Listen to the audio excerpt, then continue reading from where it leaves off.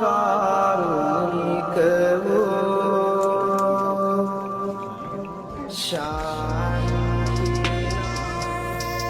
හිමි සඳරාමර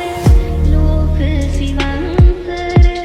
වදන් පවා පිරිසිදු කර සීතල ගඟුලේ වරෙන් කෝඩු ගෙත්තම් කර ගෙත්තම් පානේ ලොවෙන් මුතුන් වන්දනාව යනනා කාලේ නොයන් කීටි කර පෙන්දිම මේ සිරි